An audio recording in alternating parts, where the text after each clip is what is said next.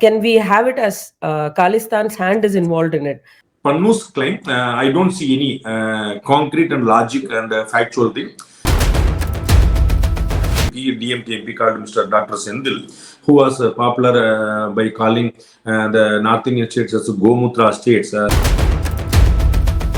MP should take full personal responsibility. Is this protocol being taken very lightly so far? You have to take ownership, and that will be in the rules and parliament. Everything is right, okay, but that is not going to happen practically. This parliament attempt is no way connected with the common man. For them, it is a political issue. But in the Lok Sabha elections, BRS and BJP are said to or expected to get the same number of seats. They may give you a good fight, but BJP is going to gain. We have seen they may not be able to get a seat from Tamil Nadu, but they will, without any doubt, they will increase their vote share. Are they playing the caste card? When Mayawati is doing it, will become a social engineering. If BJP does it, that you are pujari hain, aap to ghanti bajana aapka kaam hai. You are all pujaris. You just ring the bell in temples. What are you doing here? And now you can see they are calling it a bulldozer government. This is Jayalalitha's formula. When Honorable ex-Chief Minister from Tamil Nadu, she used to do this very oftenly. She used to change. For that, as a pariharam, as a compromise, they give the state presidency to son of Mr. Yediyurappa. That is not seen as Parivarvad, no? See, if two persons in a single party being in a post, that will be seen as Parivarvad.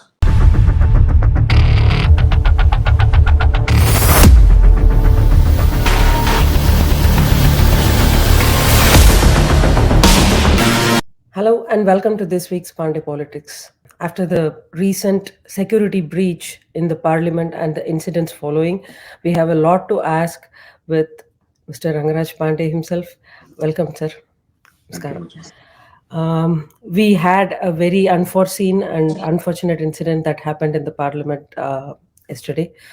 And and the significance is the same day, 22 years back, we had a security attack, not a breach, but a security attack. And the same has repeated on the same day after 22 years. First thing, it's very unfortunate and everybody is condemning the incident, including BJP. But it's a challenged attack from the Khalistan General Secretary, Mr. Pandey, who has said that the parliament will be attacked on December 13th. And despite that, the security lapse has happened. First thing first, your thoughts and whom would you pin down on this if you have to? See, we have to pin down the security agencies. Either it is Delhi Police or CRPF, or we can call Lok Sabha security officers. There is inside the house, there is a different type of officers who were from Delhi Police, but dedicated to the security of Parliament. So around 300 to 400 people are there. They will not be in khaki uniform. They will be in Indian traditional attire, and they will be safeguarding the Parliament, both houses, and the Prime Minister's office are like that. They will be inside the houses. So I will blame all the three agencies. That is why we can see that the same day on which the incident happened, almost 8 persons from Lok Sabha security agencies, and the Lok Sabha Secretariat has suspended them. So we have to wait and watch what is coming out of Delhi Police and the CRPF. We don't have any second thought other than it's a huge security breach. I will call it is an kind of assault and attack also. So we cannot say that it is just an incident and we can neglect this and we can overcome this and we can go to next things and all. We can't take in that simple way. Because incidentally, because they didn't plan anything and might be a smaller fringe group, so they had only some spray and color powders and all. If the same powder and spray could have been, if it been a poisonous one and all something, we cannot imagine how dangerous it could have caused the damage. And we might be aware that average age of parliamentarians is above 50. So they might have all the age-old problems and also respiratory issues and all. So we cannot take this as a simple one that okay, few guys, few elements came into parliament and they tried their level best, and we curtailed them in a proper way. Okay, we're very happy. The parliamentarians have courageously shown their strength, and they beaten up the culprits, and they arrested them, and they handed it over to security agencies. Everything went very well, fine. But certainly, the nation will be happy to know what went wrong, where went wrong, who are all they. They cannot be four individuals, because two from Karnataka, one from Haryana, one from Maharashtra, and one woman were there, and they selected a particular day, and they chosen a appropriate time, and they stayed somewhere, and they came together, and everything happened in a proper dramatized way. So their slogans were they were shouting some slogans also, and that was very fringe and negligible slogans. But we cannot take anything as a granted one. We cannot ignore and overrule anything. Certainly, there might be some elements like you can call a toolkit or a Maoist or some urban naxals or whatever it is. Certainly, there might be some team behind that working, and we have to identify all those guys. That is what I think. That is why I think Honorable Prime Minister as well as Honorable Home Minister is taking time to get the inputs coming from the security agency, then to reach the public and the nation. So probably by Monday, I expect some concrete development and concrete update from Honorable Home Minister as well as Prime Minister, either of them. Mr. Pannun has announced a 10 lakh legal aid for all the people who were detained. And the interesting part of this is the passes came from BJP Mysore MP, Mr. Pratap Simha, and who is known for his Hindutva ideologies, and he's been seen as someone deep rooted with the Hindutva ideology. And normally, those kind of people are not separatists, or they're not rebel against the country or the parliament. So there are a lot of oxymorons that are involved in this incident. How do you see Mr. Pannu announcing 10 lakh? Can we have it as Khalistan's hand is involved in it? Because they've announced, he has very carefully said rebels. He has not called them Khalistani supporters or anything. He has carefully called them rebels and announced 10 lakh legal aid for them. It will be premature and amateur to comment and figure out some names by this time. It's too early to get it, because prima facie we don't see any particular region or religion or name or ideology or thought, neither communism nor Naxalism nor all of them are Sikhs. So nothing is common as of now. So we have to, the investigating agency has to, they are already on the work, and they will finish the work with come up with great intelligence, and we are confident that they will come up with outputs, who they are and what institute or agency they belong to. Till then, we have to wait and watch. About Mr. Pannu claiming and aiding the so-called rebels, and that's just trying to deviate and divert the attention, because he only challenged the government of India that they will try to attack on the particular day, and they were unable to get anything. They were unable to intrude into parliament. So it was a disastrous failure from their side, and he as a so-called projected leader, he will not try to accept his failure and his team's failure. So he is trying to manage and save his face in somehow. I think that's what my assumption is. I may be wrong also. These people don't seem to be sent by their own team, the Mr. Pannu's team and all. So we have to even we have to check and we have to wait and see how it work. As of Pannu's claim, I don't see any concrete and logic and factual thing.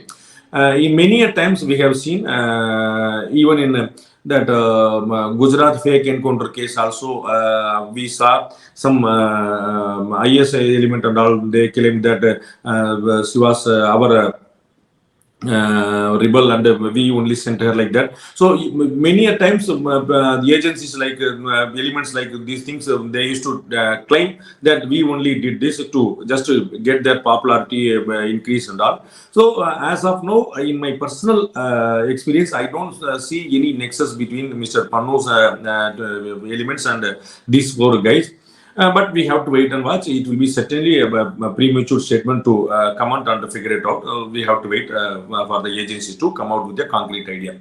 And the second thing, on Mr. Simha's Pratap Singh. Pratap Simha's entry pass and all. See, we have to understand in Tamil Nadu there is called Dharmapuri, and there is an MP, DMK MP called Mr. Dr. Sendil, who was popular by calling the North Indian states as Gomutra states. That particular MP.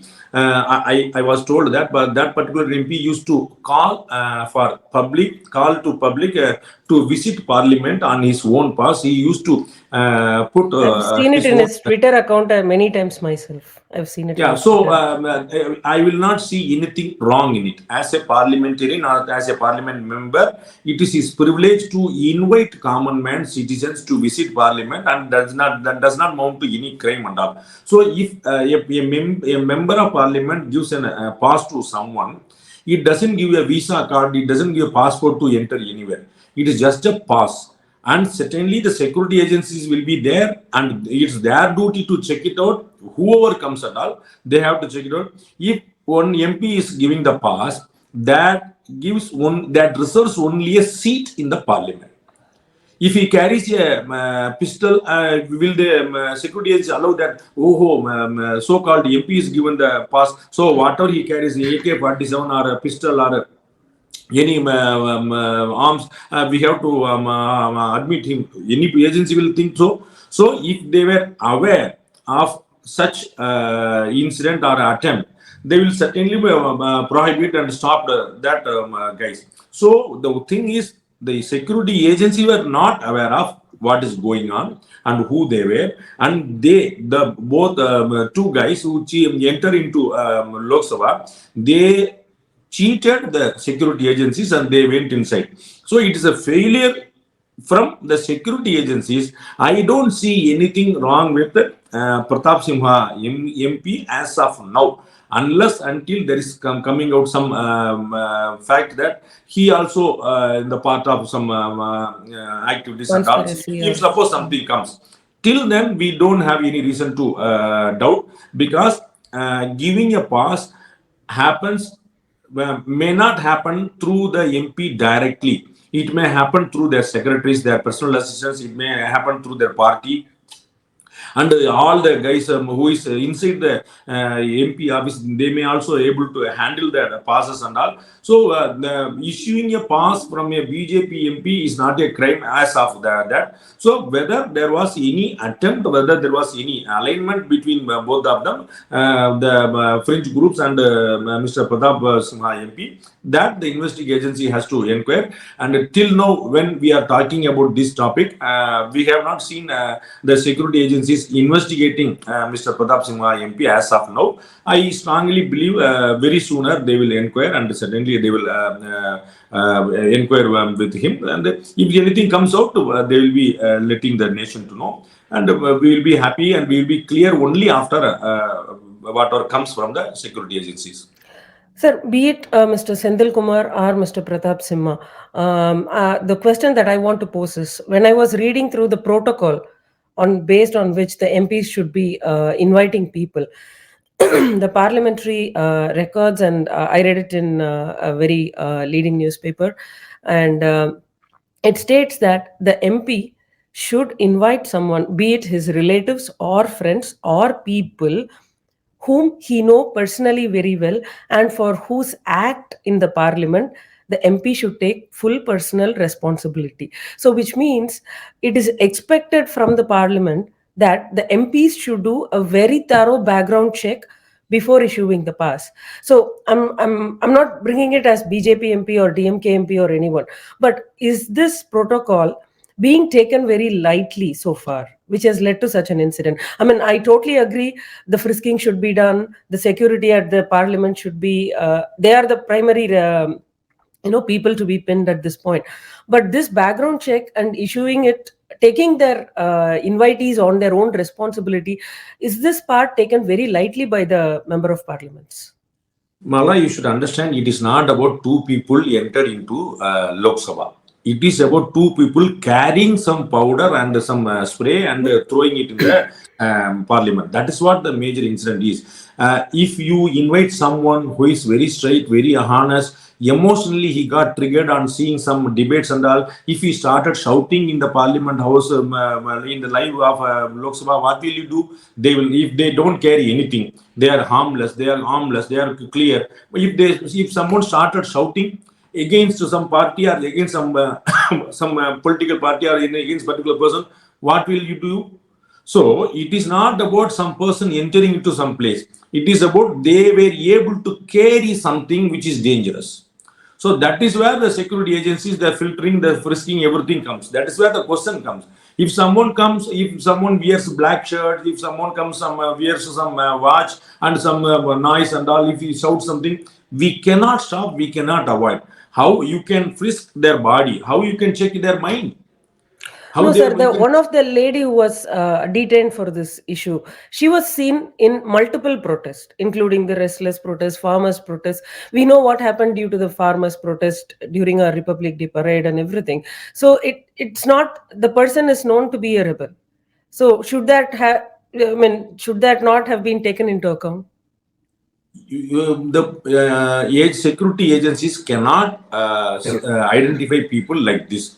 If someone is a notorious criminal, noted by investigating and agencies like CBI, IB, ED, or MIT, or some only those photographs and names might be available on their checking list. So if someone participating in a Congress party's agitation, someone participating in farmers' agitation, and you have to check every other place, you might be aware in the farmers' agitation for more than a year, not less than 1,000 people participated every day.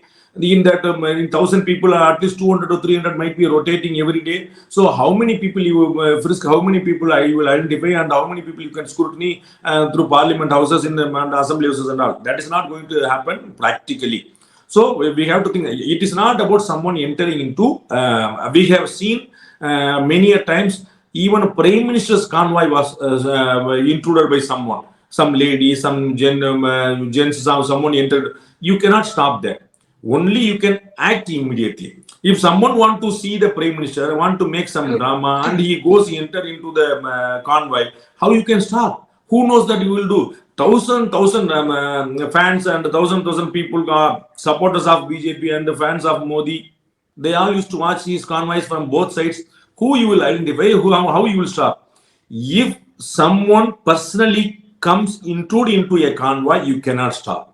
If someone carries some arm or some dangerous thing, something to be thrown and all, you have to be very careful. That is where the difference comes. It is not about the two persons entered into parliament and someone given the pass and all. You have to take ownership, and that will be in the rules and parliament. Everything is right, okay, but that is not going to happen practically, because in parliament, to parliamentarians, to the MPs, I am telling you, every day there will be at least 10 to 50 recommendation letter will be there every day. Most of the recommending letters in which they are signing, they may not be aware where I am signing, because most of the things their PA used to give it. So yeah, just for school seat, college seat, some subsidies, some recommendations, some loan schemes and all, they will say that this person is known to me very well. So please consider his request if it is in the merit. So these type of things, every day there will be at least 10 to 50 requests, and every day they will be issuing, every MP will be issuing 10 to 50 recommendations. So I am sure and want you to know that they will not. You cannot expect that particular MP should be aware of all those guys.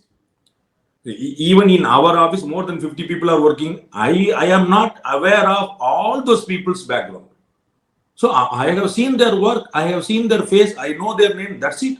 How you can understand their track record, their previous history and all? Not possible for a common man and ordinary man. No, that is where the security agency role comes. When someone is entering into a particular area, highly secured area, parliament, and it is the place where all the VVIPs of the country, Honorable Prime Minister, Honorable Home Minister, Honorable Leader of Opposition, Honorable Senior Leader Sonia Gandhi, Senior Leader Rahul Gandhi, all these Z category, Z plus category, SPG, NSG security people are there. So that is the responsibility of the security agencies to make it very, very sure that there should be a foolproof security. It was lapsed from their side. As of now, I won't blame the BJP MP if anything until anything comes out against him. Thank you for that opinion, sir. Thank you. And I want to just move on to the next topic. There was a survey result released by Times Now pertaining to the 2024 Lok Sabha election. So the northern part of India, the results in northern part of India were all very, very expected results where BJP is sweeping in most of the states. I want to talk in particular about the southern part. Considering the event that happened in Parliament yesterday and a Karnataka BJP MP involved in it, I totally buy your theory that he is not to be pinned until any evidence is proved against him. But BJP is set to give a very strong comeback in Karnataka, and close to 20 to 22 seats they are expected to win in Karnataka, despite the fact that Congress has won both Karnataka and Telangana in the recent elections. Is this incident, the security breach, going to have an impact in Karnataka? See, I used to tell for the Tamil journalists here, the flood situation where Chennai was, not only Chennai, at most 4 districts affected, standstill for not less than 2 days. The people, common men, suffered a huge loss, and they suffered personally. Every household suffered personally. But that is not going to create any impact in 2024 Assam Parliament election. Because for that election, almost 5 months are there. At least 5 months are there. The election will happen at least to 5 to 7 in the 5 to 7 phases. In Tamil Nadu and Puducherry, it has been a single phase. So that may happen in the mid of May month. So by then, people will forget all these flood affected emotions and all. So they will vote on their emotions at that time. It will not. They will not carry December 4th and 5th emotion to May 15th or 16th polling. So that is, both are separate incidents. We cannot expect people to carry that memory till coming next 5 months. In same case, when I was telling about flood affected areas and districts, this parliament attempt is no way connected with the common man. For them, it is a political issue. Oh, it happened like this. So they will just chat something. Oh, somebody entered there, he was known to the MP, the BJP MP only give this recommendation letter. All this, they will have a tea shop chat. That's it. You can't expect anything other than that from common man. So they will not make this as an election issue. Secondly, without any doubt, political parties will make an election issue till May month. They will make it, and they will try to keep it alive, the issue, so that they can yield some vote and all. But that is not going to help in no way. That is not going to help the political parties, especially the IND alliance. It is not going to help them in as a political one. Because election happens in a different way. And the second point, we are all aware, and the data proves it again and again. People of India used to vote in different manner for states, in different manner for Lok Sabha elections. In states like Odisha, even in Karnataka, and we have seen in 2019, all this Madhya Pradesh and Chhattisgarh and Rajasthan and Karnataka, even all the four states won by Congress in 2019. Won by Congress. So later only in Karnataka and Madhya Pradesh, BJP government came later with some other developments. So in 2018, Congress only won in all the five states, but BJP got a huge numbers, extremely huge numbers in parliament. Now, all these states BJP won, and other than Karnataka. So, Madhya Pradesh and Chhattisgarh and others, Rajasthan, the BJP is won in a massive way, and that is going to help them without any doubt.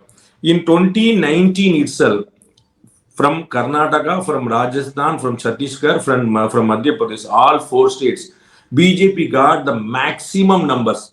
There were only one or two numbers left. So whether they are going to secure back that one or two numbers, or they are going to restore what they were having in 2019, that is what the question is. We cannot expect any drastic failures. How they lost their ground, they have nothing in that. Karnataka, without any doubt, huge competition will be there.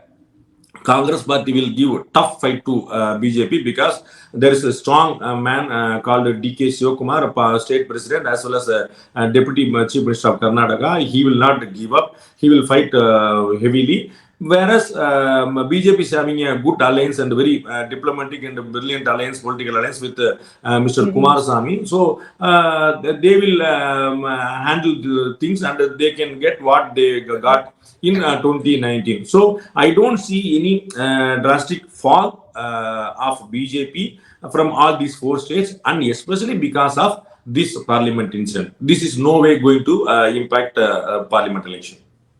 Sir, another important case is Telangana.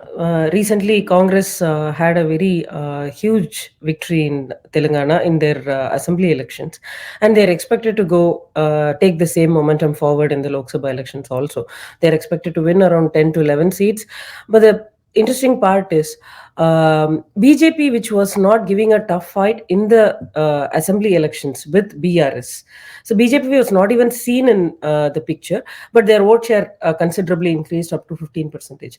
But in the Lok Sabha elections, BRS and BJP are set to or expected to get the same number of seats. 3 to 5 is the number given for both the parties.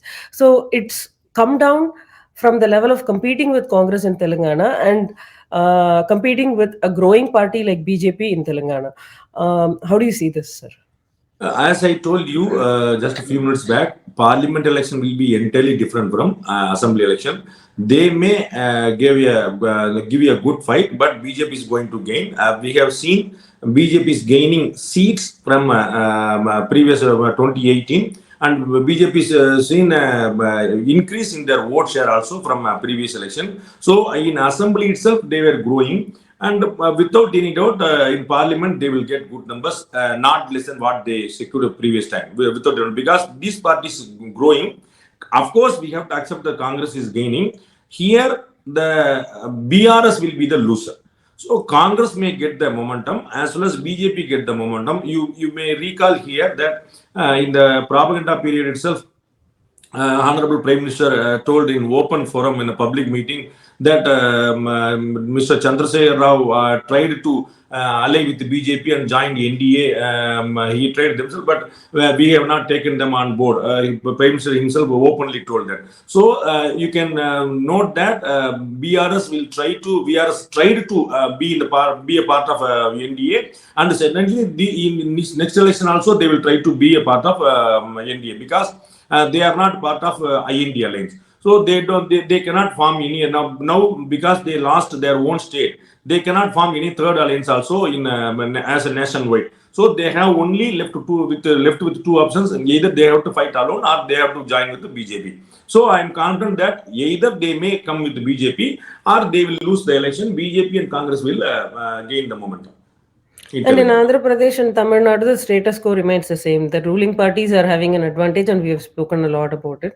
I hope that BJP will increase their vote share. they may not be able to get a seat from Tamil Nadu, but they will, without any doubt, they will increase their vote share. That will be a curtain raiser, eye opener to all the political parties, which will lead them, which will help them to focus on 2026. And till date, when we are discussing, I don't close the door of ADMK realigning alliance. to ADMK. And in Andhra Pradesh, sir, Andhra Pradesh, they are not seen anywhere. Same case, we have to wait and watch. Mr.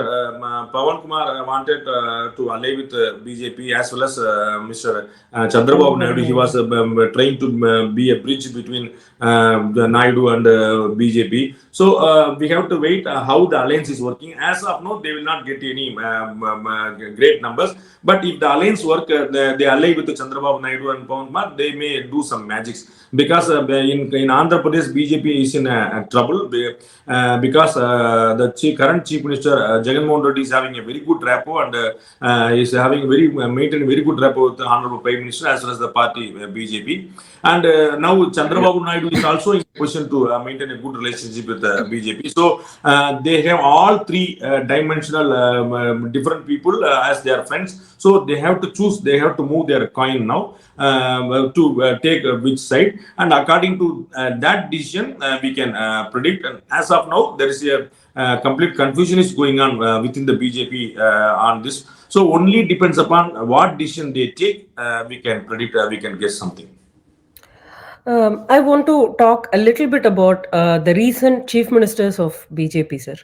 Are they playing the caste card very well, or is it showing that even though in the Hindi heartland states, which where BJP is supposed to be strong, they had to play the caste card?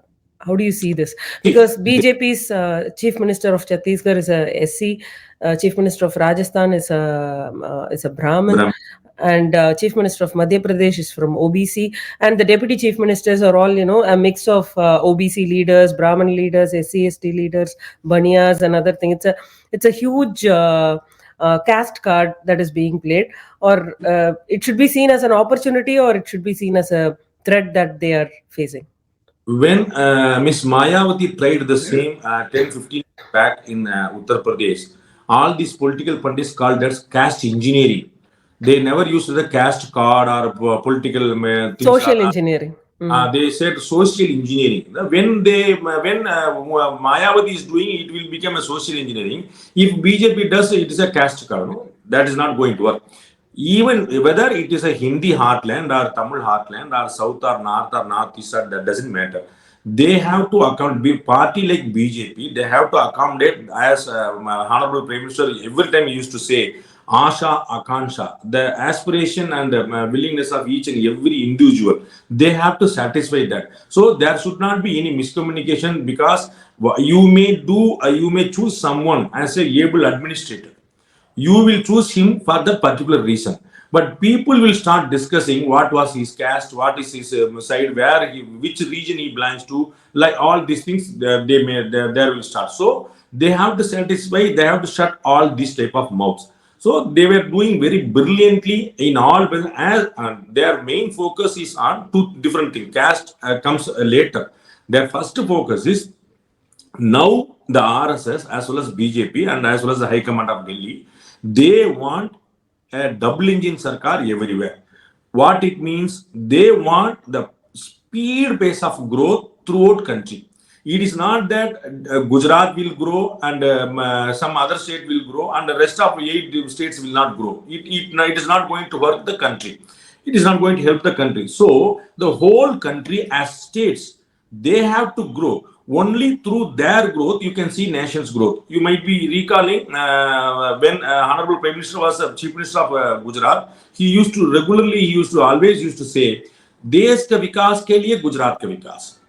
So for nation's development, we need Gujarat's development. That is what his slogan, his statement when he was Gujarat Chief Minister. So that is what they want. We have witnessed a great growth when Mr. Nitish Kumar was with BJP. We have seen a great growth in Bihar. That was amazing. I went there personally, and people used to say, I asked them what Mr. Nitish has done here. Sadak ban raha hai, bijli aa gaya, sadak ban raha. Everywhere they were all saying that there is electricity, there is roads. So that was a huge visible evidence of the good governance of Nitish Kumar when he was with the BJP. And now we can see Gujarat, now we can see Uttar Pradesh. When Yogi Adityanath came, people used to kindle him that he's a sannyasi, he might be Gorakhpur, Matadipati, Pitadipati, what he can be a pujari. We have seen that video. Lal Prasad Yadav and the respected Mulayam Singh Yadav, they were saying that you आप पुजारी हैं, आप तो घंटी बजाना आपका काम है. You are all pujaris. You just ring the bell in temples. What are you doing here? These type of comments and criticism were came in front of the face of Mr. Yogi when he was a parliamentarian. And now you can see they are calling it a bulldozer government. So for all these gundas and dadagiri completely gone away, and they don't have any spaces. Chief Minister Mr. Yogi Adityanath saying gundas and dadas are having only two places, either in upper or in prison. They don't have any space in the country. So these type of governance they are expecting, both the RSS as well as the BJP. So they are giving opportunity new faces. We have experienced the governments of Vasundhara Raje Scindia, Raman Singh as well as Shivraj Singh Chauhan. They were all good governance. They were all running smoothly as any other leader will do. So we are all aware that anybody can run a government when the system is properly maintained. So you can be a chief minister and signing in something unless until there is a drastic mistake and crime committed, you can run the government smoothly. Now this central government, BJP government as well as RSS don't want a normal governance. They want a speedy. They want to focus on bullet trains. The double engine itself means bullet trains. So they want to focus on a speedy growth, and they want to challenge the international community, and they want to challenge China as well as America. So they are very much focusing on growth, and that is why they see new faces. And the second thing, we have seen dynasty politics in Congress as well as all the parties. Whether it's Farooq Abdullah, Umar Abdullah in Jammu Kashmir, or Mehbooba Mufti in Jammu Kashmir, or Mulayam Singh Yadav, Akhilesh Yadav in Uttar Pradesh, Lal Prasad Yadav and family in Bihar, and Karnanidhi Stalin, Udayinidhi in Tamil Nadu. Throughout India, you have seen dynasty politics. Not only the dynasty politics, but giving a governance to some person every time, that also may give a stagnation to the governance. So only when you give new faces, you see in administration we have seen many people, many collectors, IAS officers, IPS officers to be transferred. Why you are not keeping a superintendent of police, and why you are not keeping a district collector, district magistrate for throughout his career in the same district? They can be, and they will be very well aware of that geography of the state or of the district, and they can completely understand the law and order situation of the state district. So they can be there forever. Why governance used to shift to transfer the IPS officers and IAS officers? Only when new people enter, they will experiment new things, so that we can see some growth, or there will be a stagnation. So the BJP's decision is very, very commendable, and they have given enough space to Mr.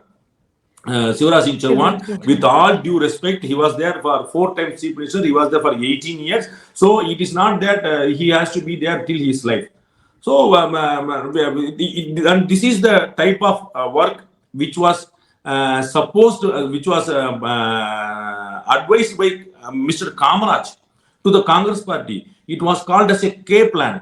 So when they were all working as ministers, topmost ministers, Mr. Kamaraj supported and recommended that all the top ministers, other than the Prime Minister and all, they should resign their government post and they should come to the nation's service and party service. That is why we have seen a lot of Ravi Shankar Prasad, even Mr. Ravi Shankar Prasad, and also he was serving the government very excellently, and now he has brought back to party service. So it is not that he was not doing properly. So they all having various different type of responsibilities, which will help the party as well as the government. And last in this point, only when you give space to new faces, the party will grow.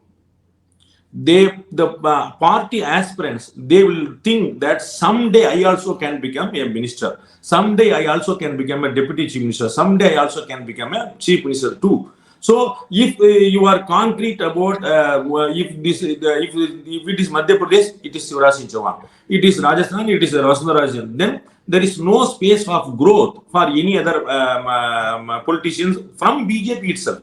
So BJP itself, the BJP cadres and leaders themselves will not be enthusiastic to fight elections and win elections. They will think anyhow Vasundhara ji is going to be the chief minister, anyhow Shivraj Singh is going to be the chief minister. Why should I work?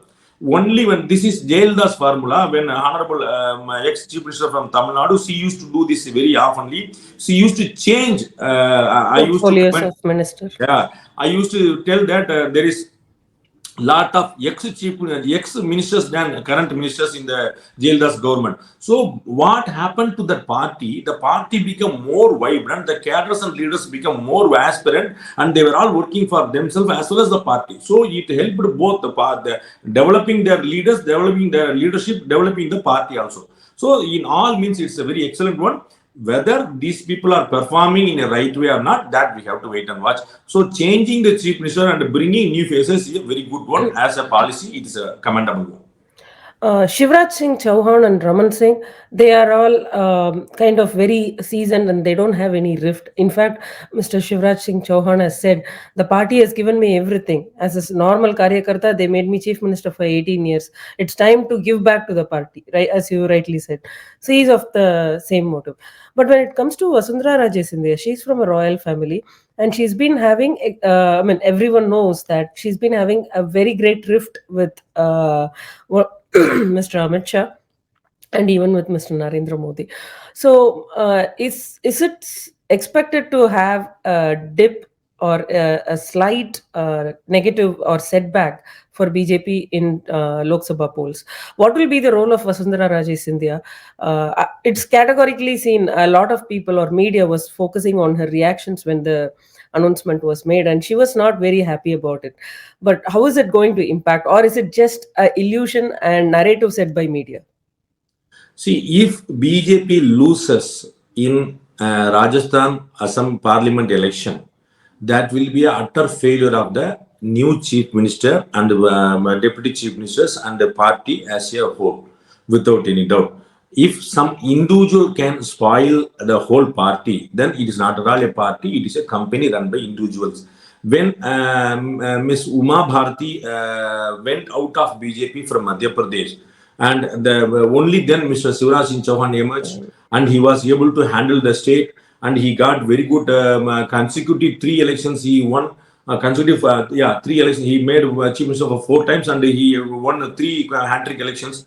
So, and with great numbers. So even tall leaders like Uma Bharti and Vasundhara Scindia, even they fight with, if at all. Of course, we have not seen any rebellion comment from Ms. Vasundhara Scindia. Even then, if there is anything happens, it is the duty of the party to handle it and overcome it. If they lose, it is an utter failure, and it will be seen as a mistake from BJP's high command also. Because when they lost the Karnataka Assembly election, they were all saying that they had some formula of age 75 and all, 75 plus, so that they got retired Mr. Yediyurappa. If the election was fought in the leadership of Yediyurappa, they might have won, at least they might have got huge seats and all.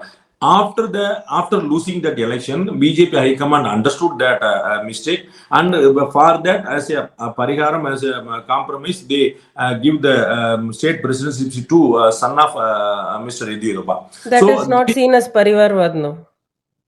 See, if 2 persons in a single party being in a post, that will be seen as Parivarvad, dynasty politics. If my father is in a party, and if you ask me not to be in the party, that is not going to help. And that will create huge damage to the party. If father is the chief minister and son is the state president, that is called Parivarvad. If father is the chief minister and the son is the minister, that is called Parivarvad. When father is got retired and son is got them in the position, that will not be called as Parivarvad. I will give you a simple example. Lee is the father of Singapore. Lee Kuan Yew, and now his son is the prime minister there. Is there running a Parivarvad there in Singapore? So he got elected after respected lease period, and in between Mr. Lee and current Prime Minister, there was some other who is been a Prime Minister, and he went to public and he got elected through public, and he met the public. It is public's mandate that he got the post, just not because he is a son of Mr. Lee Kuan Yew. So, being a son of Lee Kuan Yew should not be a minus point, should not be a negative thing. That should be an appreciated thing. The son of Yediyurappa should be an appreciated thing, because Yediyurappa was a tall leader in the BJP. His son Vijayendra is also a tall leader in BJP. So, that should be appreciated. In Tamil Nadu, they used to say the Kalagam is Kudumam, the whole party is a family. So, the family men should not be in a party, means that will reduce your vote bank. Every family will have 4 votes. If I become a councillor, all the 4 members of my family should not be in a party, means I will lose 3 votes. So that is not going to. If being simultaneously being at a time in a position, either in the party or government, that we can call as a Parivar. In Tamil Nadu, Honorable Mr. Stalin is Chief Minister, and Mr. Udayanidhi is Sports Minister, but both of them were elected by public.